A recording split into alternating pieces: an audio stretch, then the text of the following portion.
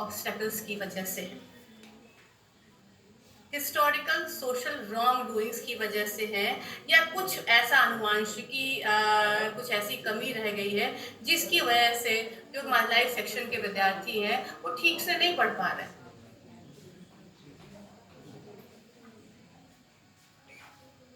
साथियों,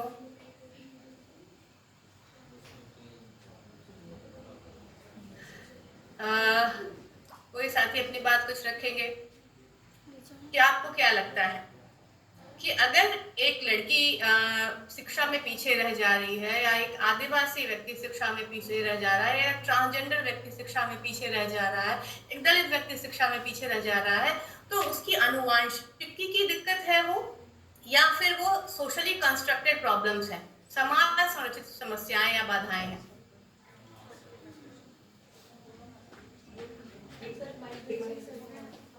कनकलता जी की आवाज आ रही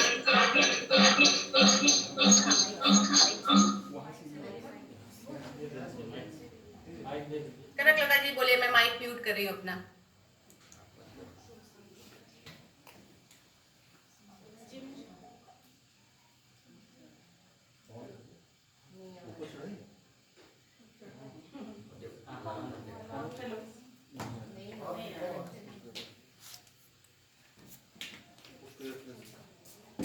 मुझे साथियों की आवाज नहीं मिल पा रही है, तो फिर मैं आगे बढ़ूं या कोई बोलना चाहेंगे? मैडम, कुछ तो इकोनॉमिकल बैकग्राउंड है जिसके आधार पर जो है सोसाइटी का एक बड़ा हिस्सा जो है एजुकेशन से वंचित रह गया है, या प्रॉपर तरीके से एजुकेशन उन तक नहीं पहुंच पा रहे हैं, और कुछ सोशल ऑब्स्टेकल्स भी हैं जिसके कारण उनको एजुकेशन में प्रॉपर तरीके से नहीं हो पा रही है। ठीक है, तो आपने ठीक कहा है, कुछ इकोनॉमिक कारण है और कुछ आपके सोशल ऑब्स्टेकल्स है। तो इकोनॉमिक कारण भी असल में सोशल ऑब्स्टेकल ही है, सोशली क्रिएटेड भी है। जब रिसोर्सेज के वितरण की जब बात आती है, तो ऐसा क्यों हुआ? क्या शुरुआत से ही ऐसा था? ऐसा क्यों हुआ कि कुछ लोगों के पास बहुत कम रिसोर्सेज है, वो गरीब रह गए, और कुछ लोग अमीर हो गए? ये भी सोशली कंस्ट्रक्टेड ही है, प्रकृति ने किसी को अमीर और गरीब बनाकर नहीं भेजा। ठीक है, तो जितने भी ऑब्स्टेकल्स हैं, वो जो शिक्षा में बाधा बन रहे हैं, वो क्या है? आपके सोशली कंस्ट्रक्टेड है, सोशल रॉन्ग डूइंग और हिस्टोरिकल रॉन्ग डूइंग की वजह से है। वो इनहेरेंट नहीं है, वो बच्चा जन्म से में वो लेके नहीं आया है। ठीक है, तो ये जो बात कह रही थी, जब पॉलिसी ये बात कहती है, वो इस चीज को एड्रेस नहीं करती है। वो ये नहीं कहती है कि जो सेक्शन है या मार्जिनलाइज्ड क्लास है, उसके सामने जितने भी ऑब्स्टेकल्स हैं वो सोशली कंस्ट्रक्टेड हैं। वो कहती है due to inherent obstacles, despite of inherent obstacles की बात करती है। तो कहीं ना कहीं यहाँ पे एक समस्या ये होती है कि अब कोई पढ़ने वाला इस इनहेरेंट को हेरिडिटी, कैपेबिलिटी या मेरिट के तौर पे पढ़ सकता है, जबकि वो मेरिट कुछ नहीं, वो कल्चरल कैपिटल का सारा मसला है। ठीक है, तो ये एक तो पॉलिसी की जो भाषा है उसमें थोड़ी सी एक बायसनेस दिखती है, जो ये स्वीकार नहीं करती है पॉलिसी कि मार्जिनलाइज इसलिए है क्योंकि सामाजिक और ऐतिहासिक रूप से चीजें गड़बड़ हुई है, करने की जरूरत है। ठीक है, अब आगे और बढ़ते हैं। इसी पॉलिसी के आगे पे बात करें तो पॉलिसी बात करती है rich Indian traditional knowledge system की। तो जब हम rich Indian traditional knowledge system की बात करते हैं, तो आपके दिमाग में कहाँ के उदाहरण आते हैं ज्यादा? अब आप देख लीजिए, 5 साल से अगर जो seminar conferences Indian knowledge system के ऊपर हुए हैं, उसमें अधिकांश उदाहरण कहाँ से लिए गए? अगर आप देखोगे, इंडियन ट्रेडिशनल नॉलेज सिस्टम की तो बहुत ही रिच है और बहुत ही डाइवर्स है। उसमें आपका बुद्धिस्ट, जैन, आपका वैदिक ज्ञान परंपरा है वो तो आएगी, बुद्धिस्ट ज्ञान परंपरा, जैन ज्ञान परंपरा, नाथ, सिद्ध, आपके दलित ज्ञान परंपरा, आदिवासी ज्ञान परंपरा, बहुत सारी ज्ञान परंपराएं हैं। लेकिन जब आप भी आजकल सेमिनार और कॉन्फ्रेंस जो अटेंड करते हो, तो ज्यादातर पहले तो बात इस पे, उदाहरण जो आते हैं वेदों से, उपनिषदों से आते हैं। कुछ उदाहरण आपके आ जाएंगे बुद्धिस्ट नॉलेज सिस्टम से, है ना, और बहुत सारे जो नॉलेज सिस्टम है वो पीछे रह जाते। तो जब हम रिच ट्रेडिशनल नॉलेज सिस्टम की बात करें, तो यहाँ पे भी क्लियर होना चाहिए कि और अगर ये चीजें क्लियर नहीं है तो कहीं ना कहीं जो हेजेमनी है एक तरह के नॉलेज सिस्टम की बाकी सारी ज्ञान परंपराओं को कह सकते हैं कि वो ओवरलैप कर देती है।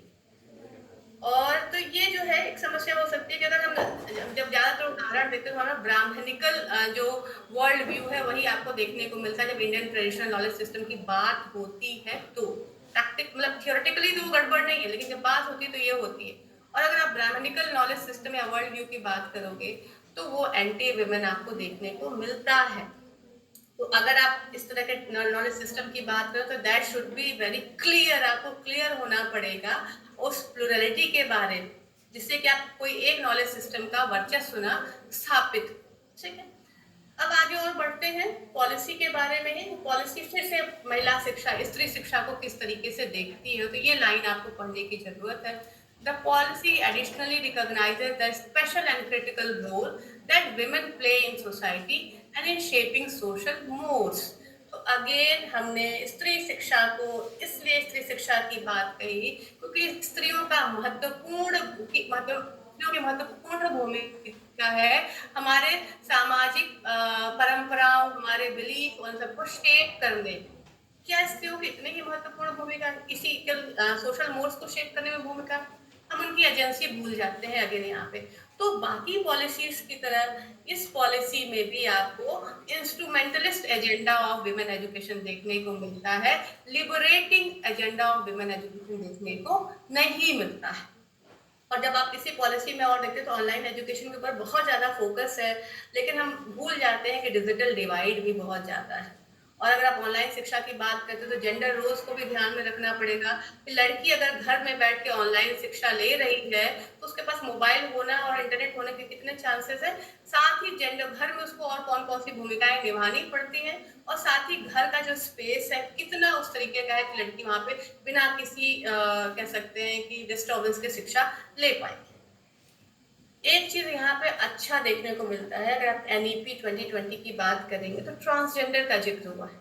इसके पहले की किसी भी पॉलिसी में ट्रांसजेंडर और उनके एजुकेशन की बात नहीं हुई। और क्यों नहीं हुई है? क्योंकि जो नालसा जजमेंट है 2014 का, उसके बाद ही ट्रांसजेंडर को एक अलग जेंडर आइडेंटिफाई किया गया, रिकॉग्नाइज किया गया। तो उसके पहले क्या जितनी भी पॉलिसी देखोगे, और नेशनल करिकुलम फ्रेमवर्क 2005 बहुत प्रोग्रेसिव डॉक्यूमेंट माना जाता है, लेकिन उसमें ट्रांसजेंडर का जिक्र नहीं आता है क्योंकि ट्रांसजेंडर को एक अलग आइडेंटिटी के तौर पर आइडेंटिफाई नहीं किया गया था, रिकॉग्नाइज नहीं किया गया। ये पॉलिसी ट्रांसजेंडर के एजुकेशन की बात कहती है। तो इस मामले में इसका जो एक मूव है वो आपको ये प्रोग्रेसिव मूव जेंडर के कंटेक्स्ट में देखने को मिलता है। पॉलिसी जेंडर इंक्लूजन फंड की बात करती है और बहुत ज्यादा डिटेल में और कोई बात खासतौर से एजेंसी के लिए के बारे में नहीं कहती। तो ये तो सारी बात हो गई पॉलिसी की।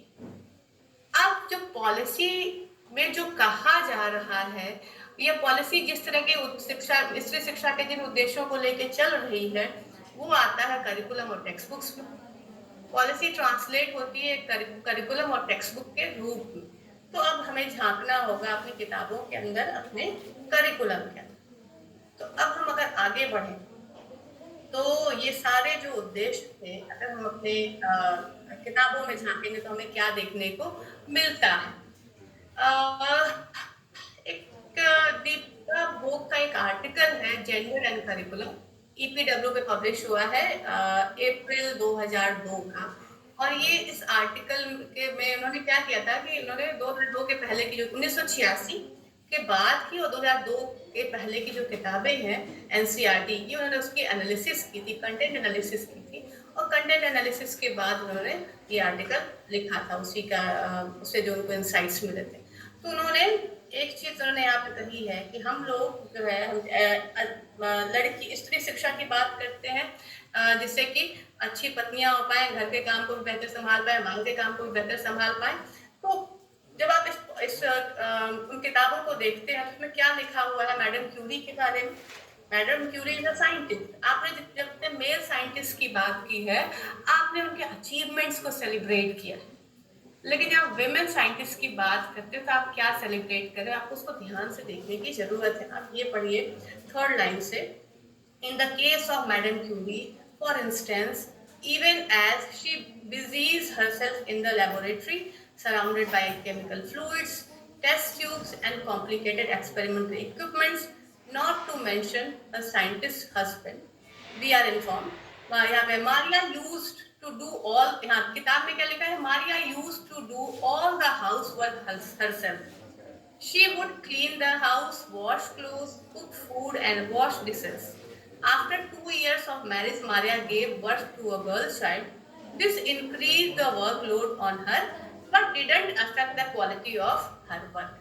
तो ये एक ओवरबर्डन वुमन का एक हम क्या एक आइडियल प्रस्तुत करना चाहते हैं कि एक एम्पावर्ड महिला वो है जो कि बाहर के काम के साथ, बाहर नौकरी के साथ साथ घर की जिम्मेदारियों को भी उसी तरीके से संभाल ले, वो किसी तरीके का फेवर आपसे ना मांगे या आपके प्रिविलेजेस में किसी तरीके से इंटरवीन ना करे, ठीक है। तो ये जो पॉलिसीज के गोल्स थे वो किताबों में कैसे दिखने शुरू होते हैं। इसके अलावा और भी बहुत सारे एग्जाम्पल हैं। जब हम टेक्स्ट बुक्स और करिकुलम देखते हैं तो कैसे उसकी स्टडी करते हैं, तो हम क्या करते हैं कि किताबों की क्वालिटेटिव और क्वांटिटेटिव दोनों तरह से स्टडी करते हैं। क्वांटिटेटिव में हम ये देखते हैं कि अगर हमने देखा टेक्स्ट बुक डेवलपमेंट कमिटी है, उस कमिटी में अगर 20 लोग हैं तो मेल, फीमेल और ट्रांसजेंडर तो पता नहीं चलेगा, क्योंकि नाम जो हो रहे हैं वो अगर ट्रांस वुमेन है तो वो महिला का नाम इस्तेमाल करेंगे, या ट्रांस मैन है तो पुरुष का नाम इस्तेमाल करेंगे। तो हम ये मेल और फीमेल का प्रपोर्शन क्या है हमें वो देखना पड़ेगा। तो ये तो होगा टेक्स्ट बुक डेवलपमेंट कमेटी की बात। फिर हम क्या देखते हैं, किताबों के अंदर जो पिक्चर्स हैं और जो टेक्सचुअल इलस्ट्रेशंस हैं हम उसको देखते हैं कि अगर किताब में 100 पिक्चर्स हैं तो प्रपोर्शन क्या है मेल और फीमेल का, ठीक है। या किताब में अगर 20 चैप्टर हैं तो प्रपोर्शन क्या है चैप्टर्स में कि किसके बारे में चैप्टर्स हैं, ठीक है। तो एक तो वो देखते हैं। या फिर हम इसके अलावा और क्या देखते हैं कि टेक्सचुअल इलस्ट्रेशन जो एग्जाम्पल्स दिए होते हैं उन एग्जाम्पल्स में क्या प्रपोर्शन है।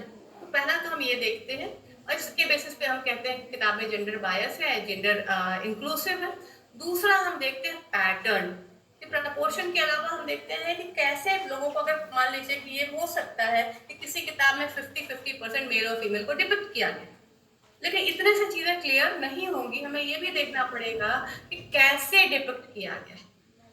क्या महिला और पुरुष अपने ट्रेडिशनल जेंडर रोल्स में दिखाए गए हैं, क्या महिला और पुरुष की जो इमेज प्रस्तुत की गई है वो एम्पावरिंग है, लिबरेटिंग है।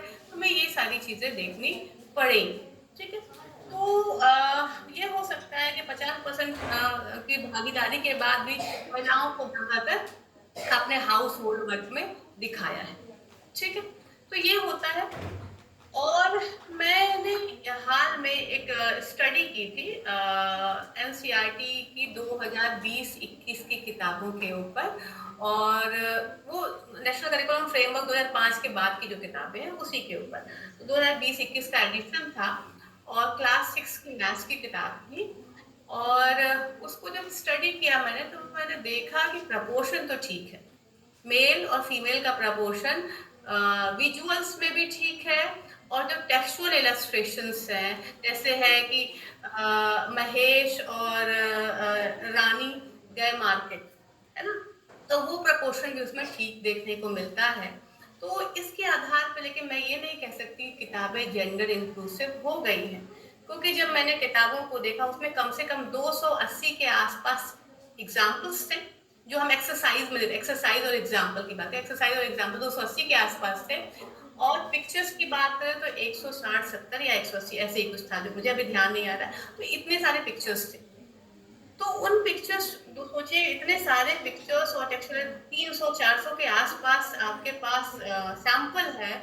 उस सैंपल में एक तस्वीर या एक एग्जाम्पल ऐसा नहीं है जो पुरुष को हाउस होल्ड वर्क में दिखा रहा। ट्रांसजेंडर का तो जिक्र ही छोड़ दिया, ट्रांसजेंडर की बात तो मैं अभी आगे और करेंगे यहाँ पे, क्योंकि टेक्स्ट बुक में वो चीज़ें आइडेंटिफाई करना पिक्चर्स में मुश्किल है या नाम में मुश्किल है, क्योंकि अगर उसके बेसिस पे कहा जाए तो तो पूरी किताब में महिला को पायलट दिखाया गया है, महिला को ट्रेडर दिखाया गया है, महिला को पुलिस दिखाया गया है, लोको पायलट दिखाया गया है, लेकिन एक भी पिक्चर और एक भी इलस्ट्रेशन में, टेक्सचुअल इलस्ट्रेशन में, एक भी एक्सरसाइज और एग्जाम्पल में किसी पुरुष को रोटी बनाते हुए या सेब काटते हुए नहीं दिखाया गया। फ्रैक्शन पढ़ाने के लिए जो सेब काटा जा रहा है तो माँ ही काट रही है, पिता नहीं काट रहे। तो ऐसा क्या है? तो ये वही वाली बात है जो मैरी क्यूरी वाला पिछला एग्जाम्पल था, दीपिका भोग का, कि हम अगेन आज के जमाने की किताबों में भी वही चीजें रीइंफोर्स कर रहे हैं कि महिला पायलट होगी लेकिन घर में का काम भी उसी को ही देखना पड़ेगा, उसके लोड की कोई शेयरिंग नहीं हो। तो वही हम जो डबल बर्डन है महिला का, उसी को क्या कर रहे हैं, उसी को और ज्यादा आगे बढ़ा रहे हैं। और इसी डबल बर्डन का सेलिब्रेट करने का, आगे बढ़ाने का भी एग्जाम्पल देखते हो। जब विमेंस डे आता है तो एक दिखता है, एक तस्वीर है, महिला है, उसके 8 हाथ हैं, एक हाथ में उसकी किताब है, एक हाथ में कलछी है, एक हाथ में मोबाइल है, एक में लैपटॉप है, एक हाथ में बच्चा है, एक हाथ में झाड़ू है। तो ऐसे वो आपको दिखता है और कहते हैं this is called women empowerment, this is not called women empowerment. ये अगेन पैट्रियार्की की चाल है, ओवर बर्डन औरत को सेलिब्रेट करने की। आपको कहते हैं कि यू आर सुपर वुमन, आप सुपर वुमेन अपने आप को समझने लगो कि आप घर और बाहर की जिम्मेदारियों को बहुत अच्छे से बैलेंस करते हैं। और नेशनल करिकुलम फ्रेमवर्क 2005 के बाद की किताबों को हम बहुत प्रोग्रेसिव किताबें मानते हैं, बहुत प्रोग्रेस हुई भी है, बहुत बदलाव हुए हैं सामाजिक न्याय की दृष्टि से देखें तो। लेकिन उसके बाद भी किताब जो जेंडर रोल का रिवर्सल है वो नहीं करती है, वो महिला को बाहर के रोल में दिखाती है, लेकिन पुरुष उसके घर की जो रिस्पॉन्सिबिलिटी है वो शेयर नहीं कर रहा है। मैं मैथ्स की किताबों की बात कर रही हूँ। सोशल साइंस की किताबों में कुछ बदलाव हुए हैं, लेकिन मैथ्स की किताब जो कि क्यों, ठीक है। तो ये एक उदाहरण था। ऐसे ही हमें किताबों में क्या देखने को मिलता है, इनविजिबिलिटी एंड साइलेंस। जेंडर से रिलेटेड जो भी जरूरी मुद्दे हैं उस वो किताबों में डिस्कस नहीं होते हैं। जैसे मेंस्ट्रुअल हेल्थ की अगर बात करें या पीरियड्स की बात करें, तो पीरियड्स को लेकर हमारी किताबों से लेके हर जगह पे बहुत ही साइलेंस है, बहुत साइलेंस। उस और वो जो पीरियड है उसके रिलेटेड जो साइलेंस है मेंस्ट्रुएशन के अराउंड या पीरियड के अराउंड, या उसको लेके जो स्टिग्मा है कि हम उसके बारे में बहुत विस्परिंग करके बात करते हैं, या अगर हमें अवेयरनेस प्रोग्राम करना है, सेंसिटाइजेशन प्रोग्राम करना है, तो लड़कियों को एक कॉर्नर में ले जाके कोई लेडी टीचर उनको पढ़ाती समझाती है, अवेयर करती है। तो इस साइलेंस को अगर आप ध्यान से समझेंगे तो ये silence many fold of structure inequality create करता है। केवल पीरियड्स के आस इर्द गिर्द जो साइलेंस है मैं उसकी बात कर रही हूँ कि वो लड़कियों की जिंदगी में बहुत ही तरीके की संरचनागत असमानता पैदा करता है। उनकी शिक्षा की दृष्टि से, उनके कॉन्फिडेंस की दृष्टि से, उनके जॉब अपॉर्चुनिटी की दृष्टि से, उनकी जो इकोनॉमिक कंडीशन है उसकी दृष्टि से। लेकिन किताबों में उस स्ट्रक्चरल प्रॉब्लम की बात नहीं होती है। किताबों में कभी रख भी दिया गया थोड़ा बहुत, उसको ऐसे छू छा के उसको निकल जाते हैं, कभी उस पर डिटेल में बात नहीं करते। जेंडर डाइवर्सिटी की बात आपको ये भी ध्यान रखना होगा कि एनईपी 2020 ट्रांसजेंडर इंक्लूजन की बात कर रहा है, तो हमें झांकना पड़ेगा अपनी किताबों में। क्या किताबों में चेंजेस हुए? क्या बायोलॉजी का जो चैप्टर है उसमें हम मेल, फीमेल और इंटरसेक्स की तीनों की बॉडी के बारे में बात कर रहे हैं? क्या जो बायोलॉजी का चैप्टर है, जब हम हार्मोन्स की बात करते हैं तो उन हार्मोन्स का जो डिफरेंस है उसके उसके बारे में बात कर रहे हैं? क्या हम जो मेल और फीमेल के अलावा जो ट्रांसजेंडर और बाकी लोग हैं केवल सोशल साइंसेस किताबों में उनकी बात कर रहे हैं? तो ये भी हमें देखना पड़ेगा। तो इस तरह के जो इश्यूज पे किताबों में और करिकुलम एक साइलेंस देखने को मिलता है, ठीक है। तो ये है। इसके अलावा और किताबों में हमें कैसे देखने को मिलता है मार्जिनलाइजेशन। टाइम देखो जरा मेरे पास कितना टाइम बचा है।